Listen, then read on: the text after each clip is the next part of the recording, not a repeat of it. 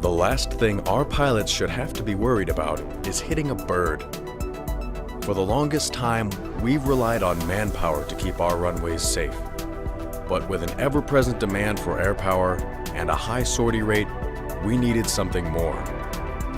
That's why Ellsworth Air Force Base installed a brand new automated bird deterrence system.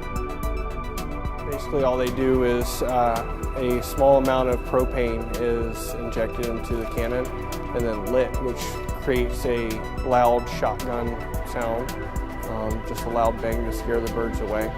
It reduces our need to actually depredate or kill the birds. We spend a couple $100,000 a year fixing damage that's created by striking wildlife. It costs us about $150,000 to install it, so it's about the same cost, but maintaining the system is a whole lot cheaper. We're looking at about $2,000 a year to maintain it, and ultimately that'll save us closer to $150,000 a year. With these Guardians lining the runway, our pilots can deter, assure, and strike without worry.